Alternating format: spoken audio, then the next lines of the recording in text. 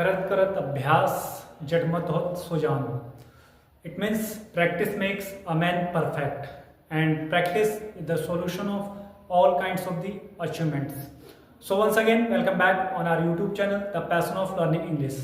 तो आज की वीडियो में हम डिस्कस करने वाले हैं वर्ब्स होते क्या हैं, उनके कितने पार्ट्स होते हैं और कैसे हम उन्हें फर्स्ट फॉर्म से सेकंड फॉर्म से थर्ड फॉर्म में कन्वर्ट कर सकते हैं.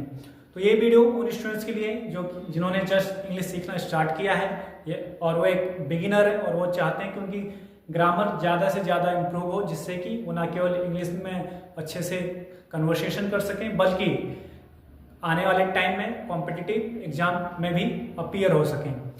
तो आइए समझने की कोशिश करते हैं कि वर्ब होते क्या हैं, यानी कि इसकी डेफिनेशन क्या है और ये कितने टाइप से होते हैं, और उसके बाद फिर हम वर्ब की फर्स्ट फॉर्म और सेकंड फॉर्म और थर्ड फॉर्म को बनाना सीखेंगे.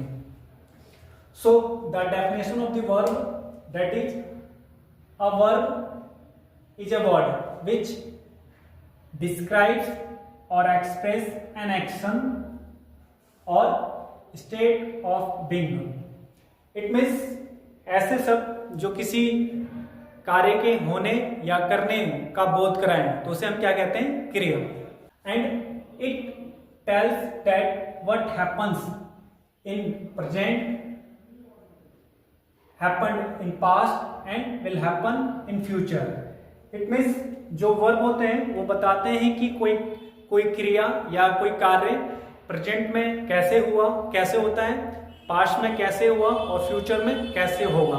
तो इस तरीके के वर्ड जो कि किसी कार्य के होने या उसके करने का बोध कराएं, तो ऐसे वर्ड को हम बोलते हैं क्रिया.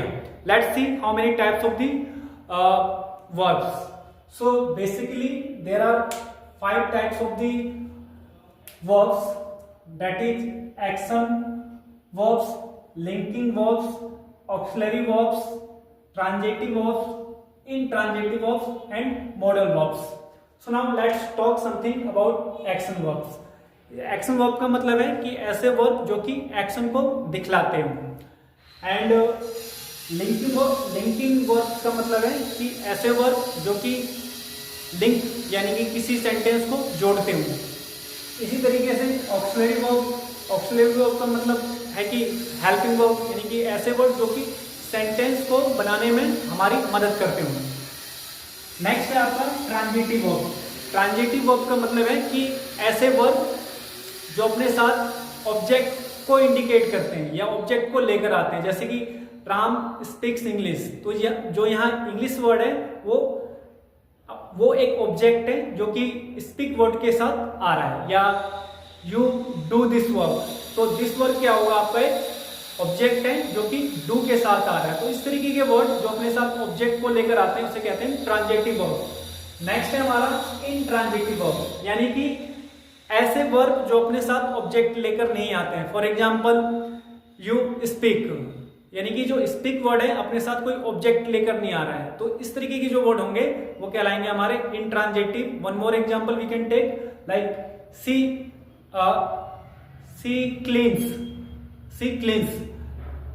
इसका मतलब है कि इस सेंटेंस में कहीं भी ऑब्जेक्ट नहीं दे रखा है, यानी कि अगर इस सेंटेंस के साथ ये दिया गया होता है सी क्लीन्स द हाउस, तो इसका मतलब है कि ये जो क्लीन वर्ड है अपने साथ ऑब्जेक्ट को लेकर आ रहा है, जिसका मतलब है कि ये सेंटेंस आपका ट्रांजिटिव वर्ब होगा. और जब कोई वर्ब अपने साथ ऑब्जेक्ट लेकर नहीं आता है तो उसे हम कहते हैं इंट्रांजिटिव. नेक्स्ट है आपका मॉडल वर्ब्स. अब मॉडल वर्ब्स कौन से होते हैं, ऐसे वर्ब जो कि एबिलिटी, कैपेसिटी, पावर, सजेशन को शो करते हो या विल पावर को दिखाते हो, जैसे कैन, मे. तो इस तरीके के जो वर्ड होते हैं इन्हें हम मॉडल वर्ब्स कहते हैं और ये भी वर्ब्स के पार्ट्स होते हैं. तो आइए यहाँ देखने की कोशिश करते हैं वर्ब की कितनी फॉर्म होती है. बेसिकली जो वर्ब की 3 फॉर्म होती है, लेकिन जिस वर्ब में हम आईएनजी लगा देते हैं तो वो वर्ब की 4th फॉर्म बन जाती है, और जिस वर्ब में हम एस और एस का यूज करते हैं वो वर्ब की 5th फॉर्म हो जाती है.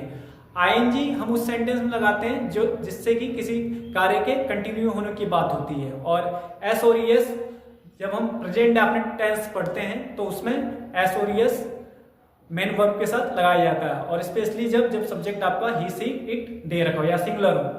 तो आइए देखते हैं कि वर्ब के फर्स्ट फॉर्म को हम वर्ब की सेकंड फॉर्म और थर्ड फॉर्म में कैसे चेंज कर सकते हैं। अगर आप इंग्लिश सीखना चाहते हैं और आपको वर्ब की नॉलेज नहीं है तो आपको इंग्लिश अच्छे से समझ में नहीं आएगी, इसलिए आपको वर्ब की फर्स्ट फॉर्म, सेकंड फॉर्म और थर्ड फॉर्म की अच्छे से नॉलेज होनी चाहिए। तो स्पीक वर्ड दे रखा है और स्पीक की सेकंड फॉर्म और थर्ड फॉर्म क्या होगी, इसी तरीके से गिव का मतलब देना, और इसकी सेकंड और थर्ड फॉर्म क्या होगी, इसी तरीके से जितने भी वर्ब हैं इनकी हम फर्स्ट फॉर्म, सेकंड फॉर्म और थर्ड फॉर्म लिखने वाले हैं। जैसे कि स्पीक का मतलब होता है बोलना, और इसकी सेकंड फॉर्म होगी स्पोक, और थर्ड फॉर्म इसकी स्पोकन। इसी तरीके से गिव मीन्स देना, और गिव की सेकंड फॉर्म गैव, और थर्ड फॉर्म गिवन। इसी तरीके से टेल का मतलब बताना, और इसकी सेकंड फॉर्म टोल्ड, और थर्ड फॉर्म भी इसकी टोल्ड ही होगी। इसी तरीके से से की सेकंड फॉर्म, और से का मतलब होता है कहना, और इसकी सेकंड फॉर्म होती है सैड, और थर्ड फॉर्म भी इसकी सैड होती है। ऐसे कई सारे वर्ब होते हैं जिनकी सेकंड और थर्ड फॉर्म सेम होती है, और जिनकी कई ऐसे भी वर्ब होते हैं जिनकी फर्स्ट, सेकंड और थर्ड फॉर्म सेम होती है, और ऐसे भी कई सारे वर्ब होते हैं जिनकी फर्स्ट, सेकंड और थर्ड फॉर्म अलग अलग होती हैं। सो नाउ नेक्स्ट डू का मतलब करना, और इसकी सेकंड फॉर्म डिड, और थर्ड फॉर्म इसकी डन होगी। इसी तरीके से सिंग की सेकंड फॉर्म सैंग, और थर्ड फॉर्म संग। अगर आपको वर्ब की first form, second form, third form अच्छे से आती है तो आप टेंस को इजीली कर पाओगे। नेक्स्ट है राइट मीन्स लिखना, और इसकी सेकंड फॉर्म रोट, और थर्ड फॉर्म रिटन। इसी तरीके से बाय मीन्स खरीदना, तो इसकी second form bought, BOUGT bought, and third form bought. Next है सेल मीन्स बेचना, और इसकी सेकंड और थर्ड फॉर्म होगी सोल्ड।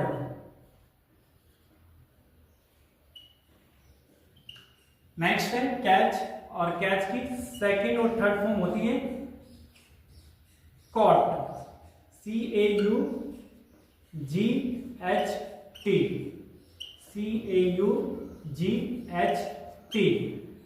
नेक्स्ट है ब्रेक का मतलब तोड़ना, second form broke, BROKE broke, and third form broken.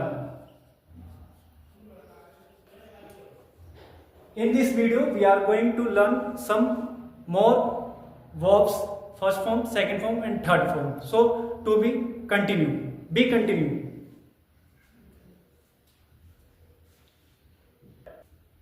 So there are some verbs and we are going to make or change into second form and third form.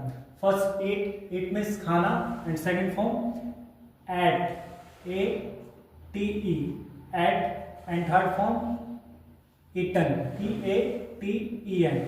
Next see means देखना, and second form show, SAW show, and third form seen. Beat second form bat, spelling will be same but pronunciation will be different, and beaten, that is third form. Forget means भूलना, and second form forgot, and third form forgotten. Next finish, second form finish means समाप्त करना, and second form finished, and third form also finished. Next word fling means फेंकना, and second form flang, third form flung. Next sit, second form sat, and third form also sat. Cut Cut means काटना. Second form cut and third form also cut. Draw means खींचना. Second form drew and third form drawn. Next laugh means हंसना and second form laughed and third form also laughed. Next punish means सजा देना. So second and third form of the punish will be punished and punished. Next trust, third form and second form trusted.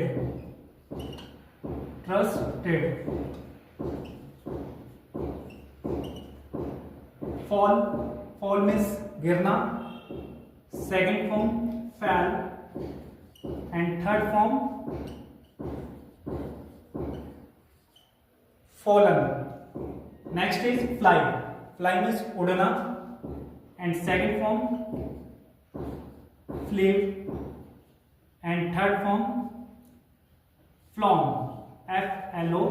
FLOWN, flown. Next push means धक्का देना.